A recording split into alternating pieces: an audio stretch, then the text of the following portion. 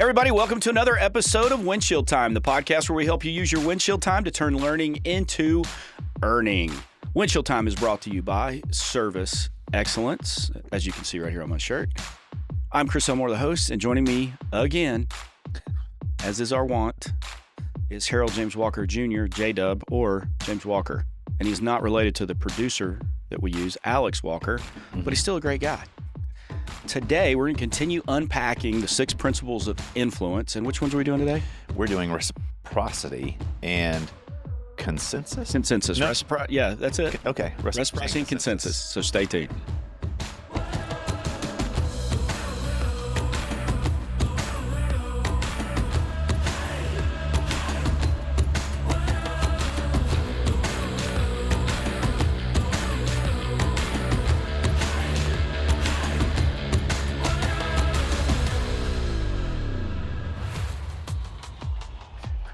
Believe it or not, I think it's reciprocity and consistency.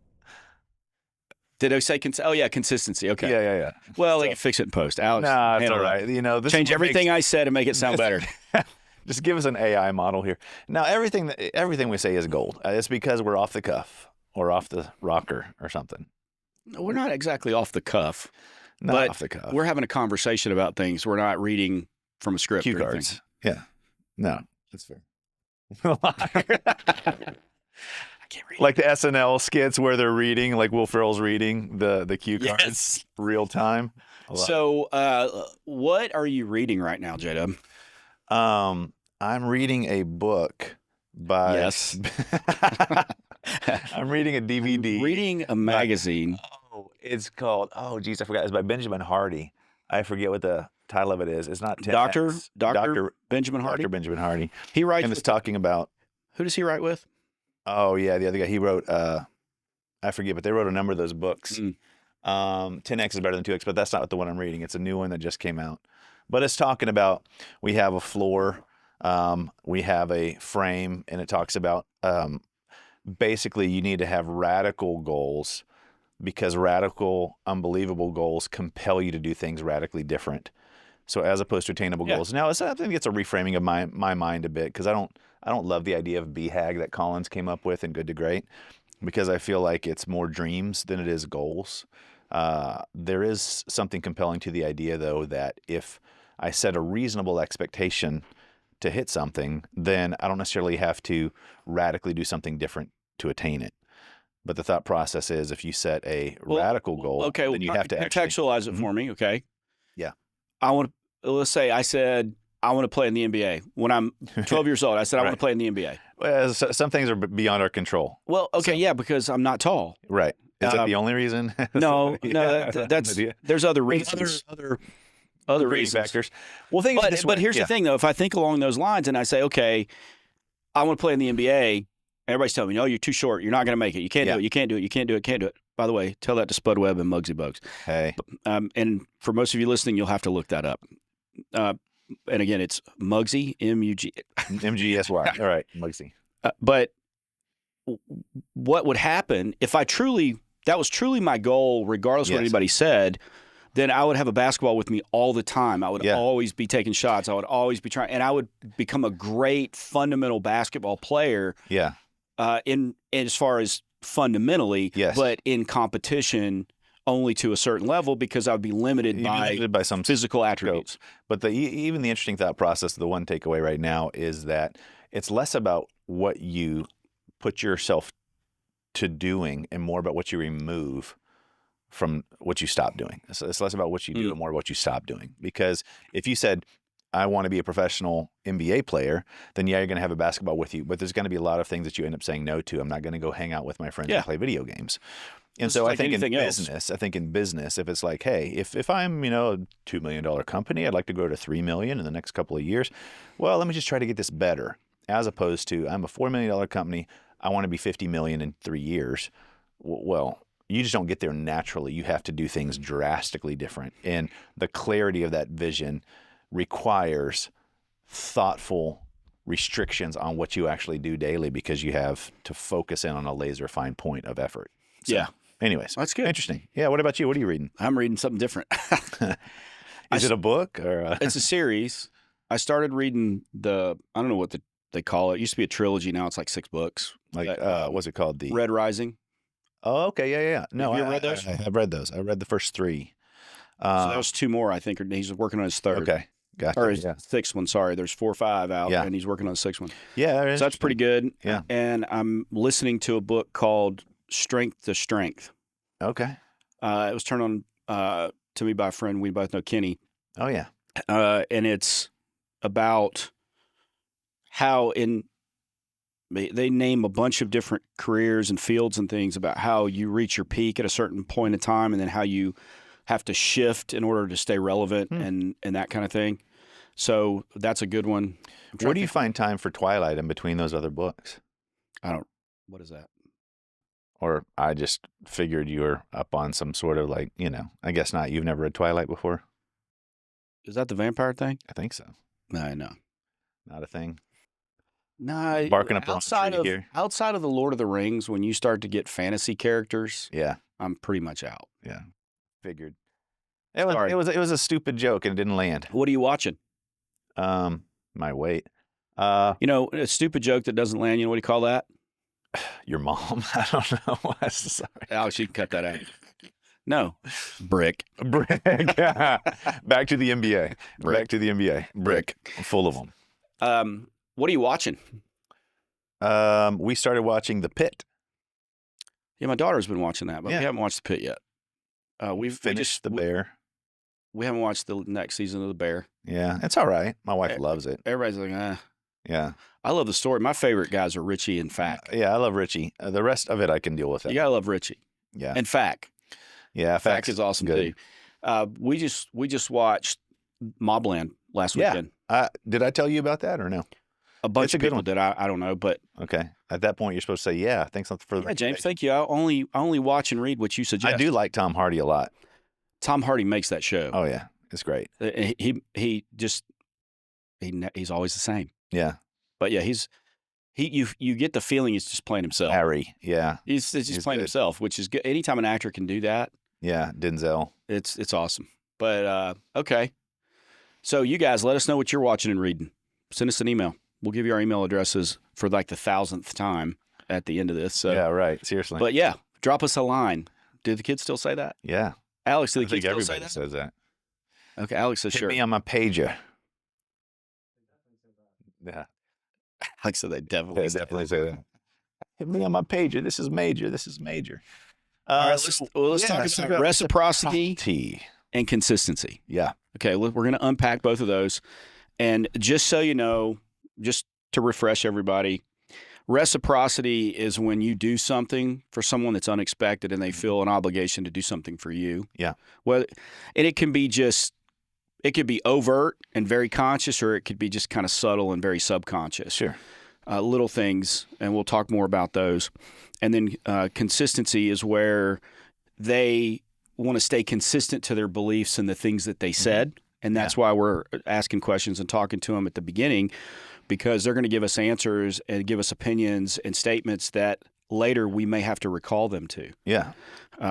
Because it's just important to do that. And, and again, I want to go back to just the quick disclaimer. We're going to be talking about influence here. We're not talking about manipulation. We're not talking about using untruths to get somebody to do something. Mm-hmm. We're not doing that. This is all just psychology. It's part of the psychology of sales, psychology of service, psychology of people, interacting with people. That's what this is. And again, the goal is that when you go into that house, I think every technician that goes into a house, you want to do the best job possible for your customer. And doing the best job possible for your customer means you have to communicate that in the best way possible for them to completely understand from their perspective what is wrong, what you need to do, what they should do, those kind of things. And so we do things like we mirror their profile because that's how they give and receive information. We do things like follow a process because the process has a lot of psychological elements built into it that help you get your message through, and that's the thing. Because if your message doesn't come through clearly, doesn't matter how good of a technician you are, doesn't matter how good of work you've done, if the customer is not getting the message, then all that falls kind of flat and it's not worth as much as it should be. Yeah, Right? agreed, 100%. So, reciprocity. The first place we do this, in my opinion, is when we pull up to the house and we park in the street and not the Sure. driveway. Right. Because chances are the customer has heard about or experienced a truck or a van or whatever, somebody else's vehicle Yeah. leaking something on their driveway. Sure. Yeah, my pool guy blocks me in every time he pulls up behind us. So I've had to curly cue my way just to get past him. First world problems. My pool guy. My pool guy. Sorry, but my pool guy blocks me in when he shows up. It's What about your gardener, James? Well, I was about to say, I was trying to think of all these other household individuals. Yeah, the gardener as well. What about the guy that cleans up your dog poop in the backyard? Yeah, my son. He lives with you. Yeah, I was about to say. He's blocking me in a lot of other ways. A lot of other ways. There is 3 interesting components, and I know we're going to unpack this in a little bit, but with reciprocity or reciprocation. We're unpacking it now. Yeah. So what Robert Cialdini says is that the most effective means of implementing this is that you're the first to give. We're going to unpack this. That it's something that's unexpected and it's something that's personal, right? So by first to give, there's this place of where if I do something for you, then naturally you want to do something for me, versus if I am here as on the receiving end of your good graces, your non-transactional consideration, your thoughtfulness, then I am now socially at some level in debt to repay you in kind. So there is a thought, again, not into the manipulation or stage. Equivalent value. Or equivalent value, right? Yeah, and value is how you perceive it. Sure. And so there's a place of where you're thoughtful from the get-go, from the beginning, because that consideration then creates reciprocation of when you are thoughtful, they do offer you things like drinks or, hey, thank you, or tips at the end of a thing. But a second thing I'd say is as well is if you offer something that's not personal, you're like, hey, Mrs. Jones, all of our first-time customers get a 10% discount. Thank you for working with us. Well, that's not personal. They'll take it. They'll take the 10% discount. Absolutely. They're not going to fight you on it. No. But there's no personal goodwill behind it. And they're like, cool, thanks. As opposed to you doing something that is specifically uniquely personal to them. And then the last one is that it's unexpected. And so this does get back to the place of expectations, because sometimes they might have had other people in your areas. A lot of people say, well, we use iPads and we put down carpet protectors and we say, can I enter? You're like, you know what? That's not new anymore. No, it's not. And this is par for the course. You're doing nothing above and beyond. You're simply fulfilling an expectation that has been set by somebody else. And I agree with that. But I think there's also a little bit of reciprocity in that, even doing what they expect. Agreed. Because they still have the context of those who've done it that didn't do what they expected. 100%. So it's saying that you will create reciprocity by showing consideration, just period, end of story.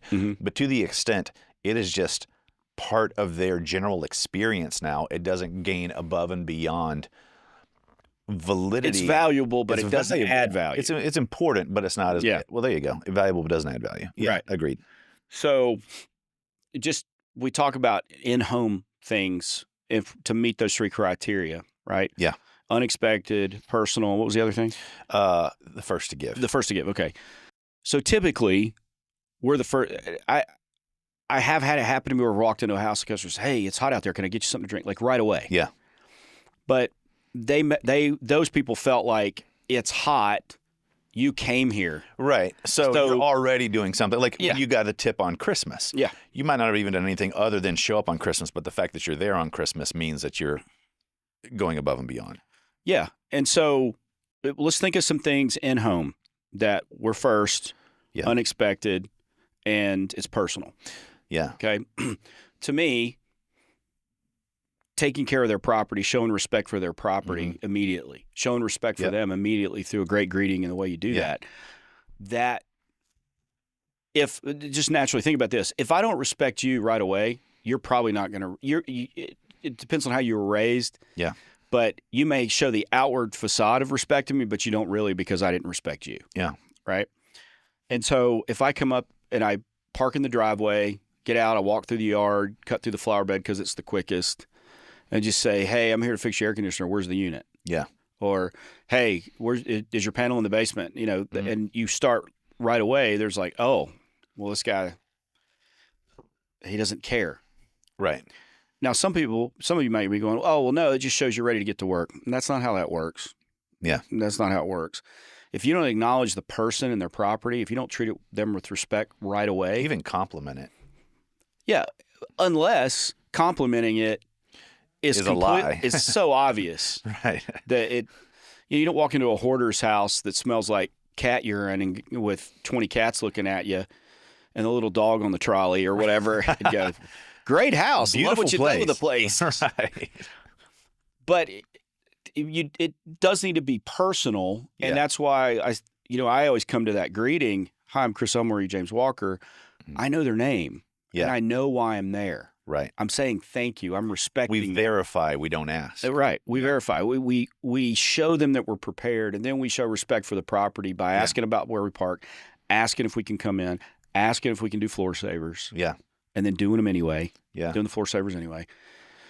So all of those things, while there are other companies in your market that do those things, they're valuable, but they may not add that additional value like wow. Sure. Like this is an it may above be and beyond expected, thing. but Yeah. it's something obviously we do every time, and it does create a little bit of reciprocity there because you're doing what you said you were going to do, Yeah. or you're doing what they expected you to do, which is a good thing. Right. They're like, okay, well, this guy did what I expect him to do. Let me give him something.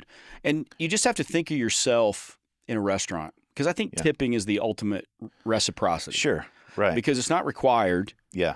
And while there are social norms on it, there's no hard rule that says You're you not going to must get in do trouble if you don't. Right. Right. And, tipping is a uniquely American thing. Sure. At the levels with which we do. tip. Right. I remember when I went to England the first time, and they're like, yeah, if you get a cab ride, if the cab driver doesn't talk to you and give you, talk to you about the place you're going or, point out things along the way, don't give them a tip because, and then we can get all in how much money they make and all that, but we're not going to do that. But sure. Here, tipping is something that is the ultimate reciprocity in my mind from a relatable experience. And think what aggravates you about tipping? Well, when it's assumed. When it's assumed or expected. Right. Like when you buy your coffee at and all they do is say fill in the blank coffee shop in Dripping Springs, Texas, right. and they flip it around and the tip is already set at 22%. Right. Exactly. What do I want to do? 0. Right. And then I sign your name. Here's a latte with a little extra for James Walker. James Walker, loser. No, but I mean, even on the waiter, the reality of them showing server. You're right. The server, the reality of them showing up before you're done with your drinks with refreshed drinks, bringing an extra side of something. So a study was done with waiters, and what they did was tipping. Servers. And they read about it in the book. And fundamentally, what they said was, we're going to try this for 3 weeks, and we're just going to see what tipping looks like. So what they did was they came and they presented the check, and they just saw what their tips were, around 14.5%. Then they came back with the check, and they said, hey, here's some mints. I just grabbed these. Here's some of these chocolates, Andy's chocolates or whatever. That's the only thing they did different. The only thing they did different. The tips went up from the 14.7%, about another 10% on top of that, so about 16%. And then what they did was they did a third week, and they came back and they said, hey, here's chocolates. And they start to walk away, and they said, by the way, I grabbed about 6 extra for you guys. Here, just take these as extra. Thanks so much for coming. And they went up another 20% above. So it's not above 20%, but it got up to like 19%. Yeah. And this was back in the 80s, right? And so what's the interesting olden days, is many moons ago, they had a thoughtful consideration that this person went above and beyond to do something uniquely specific for me, and as such, I want to pay them for it, right? Yeah. That's why I always go back to tipping when I think of reciprocity, because it's exactly that. And the funny thing is, when we tell people what we expect at a restaurant, what do we expect? What we want at a restaurant was we want the food to come out hot in a timely way. Yeah. We want the server to be friendly and do the things that we want. And not be invasive either, right? Not be like, hey, what are you guys doing? Working hard or hardly working? Like, we're having a conversation here, pal. Give us a break. But also be... Sidebar. Yes. Can I approach the bench? So, two things... Overruled. Two things bug me about servers. Just two. And this affects negatively my reciprocity, because we got to address the fact that there can be negative reciprocity. For sure. So that creates the situation where the customer wants to withhold something that they would normally do. Right. So when I go to a restaurant, if we get good service, just in a vague band, not great, not terrible, I'm going to give the server, 20% of the subtotal. I'm not tipping them on tax. Right. So I'll give them 20%. And I don't calculate down to the penny and write that in. I just hold dollars. Double whatever. it. And... Yeah, whatever. And so what will reduce the tip from me is if I'm there with somebody having a conversation and they just walk up and start talking to me and they keep doing it. And especially if I'm with a larger party of people and they walk up to the table and they take orders and they don't write anything down and then they come back and they food auction everything. You know what a food auction is? Who wants this? Who's got this? Brandon Cockrell, that's what he called it. That's the first time I heard he talked food auction. Okay, who had the medium rare steak and the baked potato with sour cream? We literally just told you. Right. You have a pad and pencil or pen and can write it down. You have your device. Thumbs, right. Yeah, you have opposable thumbs, just like the cat playing piano. So those kind of things they're pet peeves and they're petty. But, when you're sitting there in full flow having a conversation with somebody and someone just interrupts you, even though it's the server, it's just that creates negative reciprocity. So we've got to be thinking about this. For sure. What is something that we do that can happen early that creates negative reciprocity? How you smell. Yeah, sure. Can create negative reciprocity there. Because now it's like, I don't want to be near this guy because he stinks. I think fundamentally on top of that, assumptions. Assumptions can be sometimes good, but often you just assume and you do something without engaging the customer before doing it. And they're like, well, dude, you didn't even ask. There's just this lack of consideration, a seeming thoughtlessness, right? And so one of the things in press play, additional value. Right. Additional value is where you create a lot of reciprocity. Huge. And even though it's the 8th letter. Yeah, it's all the way through. It's all the way through, right? Just like your future, you're thinking about that all the way through, but additional value happens all the way through. And so in the olden days, putting on floor savers created a lot of additional value. I think now a lot of people expect it. I think putting down a doormat has been done enough that people kind of expect it, but it's kind of not a lot of companies do that. Yeah. So there are things that I mentioned this before on the last podcast, that press play, in-home sales and service principles, and the process, if you're in Canada, that we design around that builds in these items of reciprocity. Right. Again, like we talked about the greeting, even commenting on something that is their pride and joy. Yeah. Oh, this person is interested in the ancient Hindu knitting that I do. Mm-hmm. No, I just saw it looked like you weaved a toboggan and I liked it. That kind of thing. Right. But the tech walking in, like I said last time, I really love the mummy. Yeah. And that person lighting up and talking about it. And it's going to go to other aspects, likability and things like that.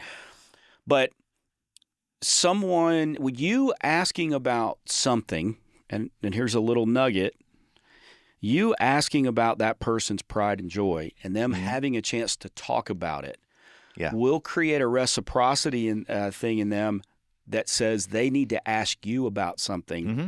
So now they want to talk to you. Yeah. What about you? How long have you been here? Tell me about your family. Exactly.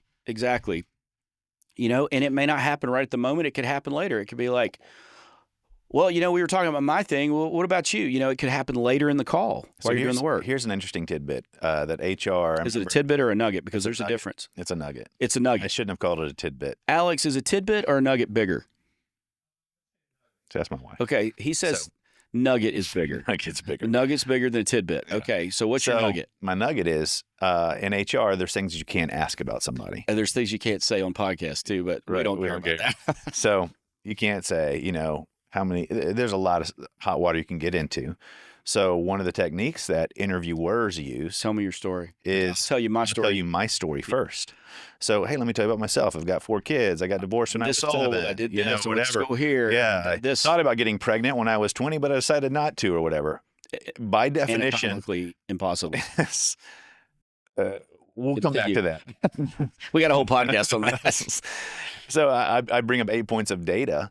Subconsciously, the person will categorically go through almost all 8 points of data every single time, but voluntarily give it because you offered it first. Yeah. You know who I learned that from? Tunmeyer? Bobby Tunn.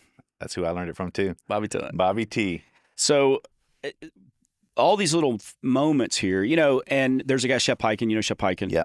He doesn't he talk about moments of magic? Yes. That's his deal. Well, when he's talking about moments of magic, what he's talking about is ways to create reciprocity. Yes. That's what this is. Goodwill. Mm-hmm. That's what, that's another way to call it. So when you're in a home, you may think that we're talking about overt acts, like bringing up the trash can, or because we could make I had a guy list. mow a lady's yard once. She was an older lady, and I cleaned out gutters before. Sure. Carted trash out of a basement before because the lady she wasn't going to get up the steps. Those kind of things. And we could put together a list of ways to create reciprocity, but it shouldn't be prescribed. Now, yes, there are subtle things that we do throughout our process that are prescribed, but the things that really build that moments of magic, those wow, Steele and Shep Hyken there, but the wow moments, the pickle, give them the pickle, right. We can't prescribe those to you. We can tell you what the kind of things you could do. Yeah. But it's almost like it's like the doesn't Buddy try to help an old lady across the street in Elf? Right. And she beats him with her handbag or something. Is that the movie I'm thinking of? Yeah. So just like, okay, Buddy knows he's supposed to, it's like telling a Boy Scout, help old ladies across the street. Right. I think I can still say Boy Scouts, right? I don't know. Scouts. Scouts, we'll say. You help an old lady across the street. It's like if you go up and every old lady, you're trying to drag them across the street. Okay. Normally, if it's organic, would that create some reciprocity, helping somebody out? You'd think. But if you're overtly doing it because it's prescribed for you to do it every time, right, then it loses the personal touch. It loses the connection. Well, just like you were saying in the last episode, you were talking about, we give all first-time customers a 10% discount. Well, that's not personal. Yeah. And so we could prescribe those things. And certainly bringing up the trash can could be a spur-of-the-moment thing you do that adds a lot of value to the person. Yeah. Like you see a wheelchair ramp when you pull up to the house and a van out front that clearly has a wheelchair accessible lift in it or whatever. Yeah. Bring up the trash can. That's going to go a long way, but that should be an organic thing, not a prescribed thing. Well, let me flip down my visor and look at the list of things I can do. Right. Do I see it? Okay, let me go do that. That's not what we're talking about here. We're not. Now, to kind of just to be clear, in your in-home sales and service process, whether it's derived from press play or anything else, there are things prescribed in that do build reciprocity. Yes. Yeah. Right? So, again, there's a couple of things that you'd want to focus on, which is you don't want to do something that you don't necessarily not let the customer know about, right? I mean, you could spend 4.5 hours rearranging their basement and then come back up and say, whew, that's like, what took you so long? There's places of where when you do something for a customer, well, how did you get your crap out in front of the furnace or whatever? It is valid to let them know, hey, I brought your trash cans up, or hey, I saw there's your lock loose on your gate. Would you mind if I put a screw in it, asking for permission on stuff? At the same time, you don't go and rearrange your underwear drawer. You're doing things that are thoughtful as part of your process. Well, have you done that before? No. Or the medicine cabinet even, right? So we're not looking for invasive ways. Wait, you went from creepy to psychotic just in those two examples. I mean, both of those things happened. I was watching a show over the weekend where a serial killer was loose. What type of killer? A serial killer. Cereal, C-E-R-E-A-L. He murdered Rice Krispies. That's right. All three of them. Snapped, so crackled and popped. But yeah, he went through the underwear drawer and went through the medicine cabinet and then stabbed the guy and ate his heart. I mean, am I right, Alex? Somewhere in that range. Wouldn't you think you're going through my underwear drawer, you're going through my medicine cabinet? Okay, you've killed 3 people already. Right. What I am saying is, though, so a guy I did a ride along with a long time ago named Ken. He always brought a can of polish and a washcloth with him everywhere that he went. And every time the customer would see him finishing off, he would spray it down, polish it, and just buff out everything that he touched. Yeah. And now the thing is, he could have done that and the customer would have never known. He always did it where the customer saw it, he was going to do it anyway. Okay, well, but there was a component of value that they saw that he was bringing to the table. yeah, but I think that, and I like that. Sure. But I think the yeah buts you're hearing is people are like, well, you're doing it just to. Yes. Sure. And that's the thing. And you got it. That's a balance. Yeah, it is a a balance. But, with reciprocity, it's going to happen consciously or unconsciously. And the more stuff you do because that's who you are, well, that's what I was about to say is if you go with a view towards engaging this person with thoughtful consideration, you're going to be fine. Yeah. Take care of the person in front of you, be fully present, and allow them to be blessed by not just a transactional relationship with us as a company, but a personal relationship with me as a person. That's right. Because you're in the house. We're in the house, and you'll be okay. And let's talk about now consistency. So consistency is where we educate, gain understanding from a customer, or they tell us something, yes or no answer, open-ended answer, whatever it is. And then later we recall them to that because that they want to be consistent with what they said, or we're trying to find out the inconsistency in what they said. And there's lots of ones, but one that comes to me quickly, which, when you say, what objections do you get from a customer? And they're not steam, any of those. Yeah. One of the most common ones I get is, well, we're moving in a few years. Mm-hmm. Okay. So the customer said it. We're assuming they're telling us the truth. Right. We're assuming that they're doing these things.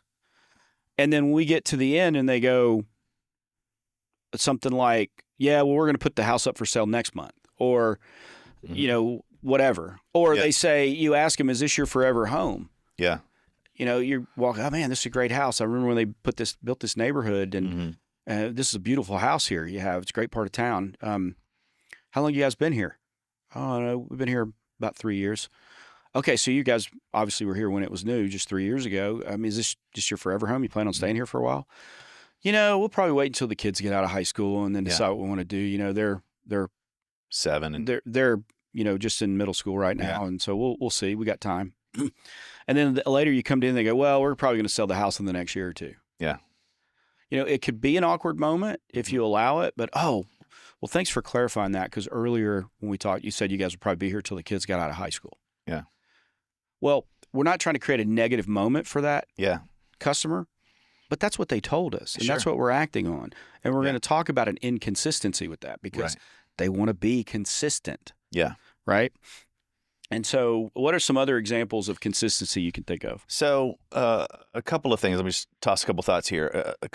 About a month and a half ago, I was looking at buying a truck, and I was on a lot, and I didn't see anything that I really loved.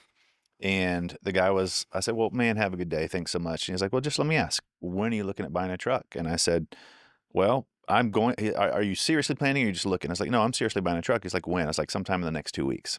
I had to sell my car to my son, and I have to have a vehicle. And okay, well, given the fact that you're looking to buy one and you are going to buy one, would you mind if I went and did a search on our database for you? Because we have access. And I was like, oh, well, yeah, I guess so.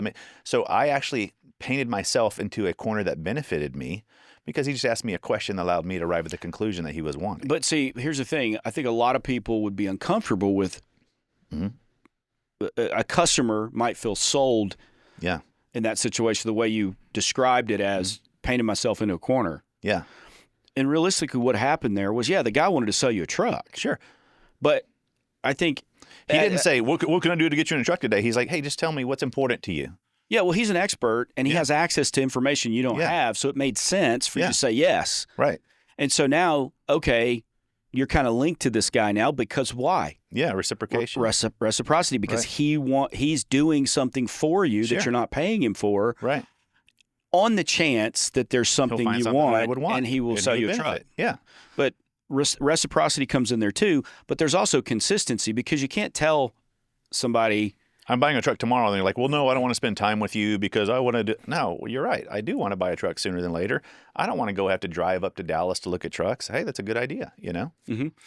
Yeah, I remember doing that, buying a Jeep. When I bought a Jeep one time, and I remember. On purpose? Yes. Okay. It was great. I bought the Jeep, and the guy was like, oh, it's this much. I was like, well, listen, I know I can save that much just going to Austin or Dallas. Yeah. I know I can. Right. So how about this number? He's like, yeah, we can do that, Yeah. But as far as consistency goes, the consistency is you said you were going to buy a truck in the next 2 weeks. Yeah. Okay. So to be consistent, if you said to the guy, or to inconsistent would have been, nah, that's okay. I'll handle it on my own. That's not consistent with someone who's buying a truck with in 2 what I weeks. just said, With right? exactly what you just said. And if he hadn't have asked me that question, it wouldn't have allowed me to self-select into a conversation with him, right? That's right. And so that's where it gets back to the Socratic method. We've talked about it before. And the Socratic method is to ask questions that allow the customer to arrive at a conclusion that you might have already come to terms with, but they need to come to on their own. Yeah. Because you can lead a horse to water, you can't make him drink.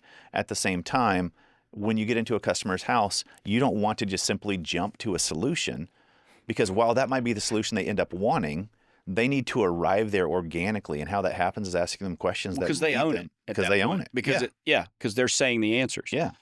You just Oh no. What did I do?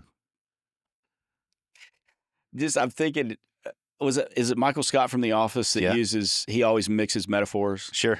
It's like, you can lead a horse to water, but it's better than two in the bush. I like his one. He says, fool me once, shame on you. Fool me twice, strike three. He's so awesome. Oh, Michael Scott. Michael Scott. So it's important, and it's funny how those two are linked. If you think of consistency and reciprocity, how they're linked, because both are a created need in their mind to do something. You create one by doing something for them that's genuine, it's personal, it's unexpected, it creates value that they feel like they need to give you. Yeah.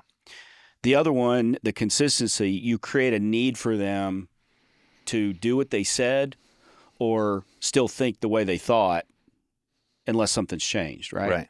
So both of those are, would you call it a felt need? I would definitely say a felt need. Yeah. So, and those are not done out of, and here's the thing, manipulation.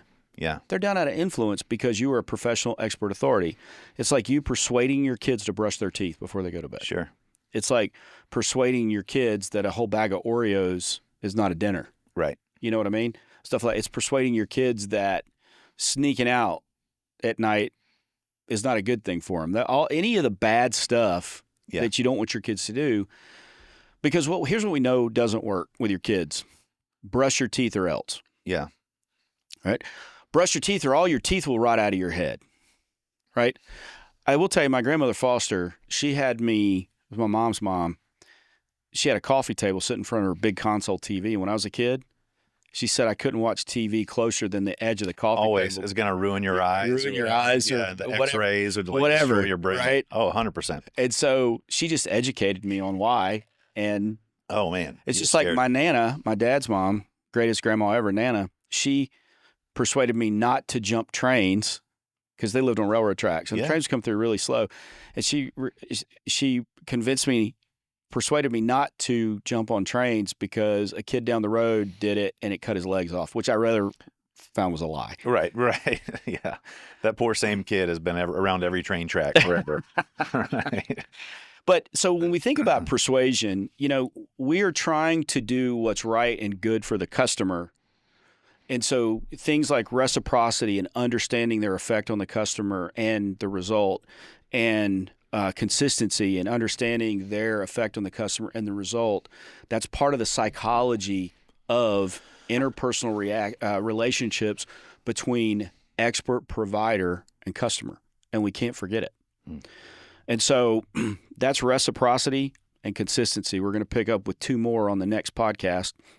But as always, if you want to know more about it, you can reach me at 254-733-7109 or Elmore, ELMORE, at servextra.com, SERVEXTRA.com.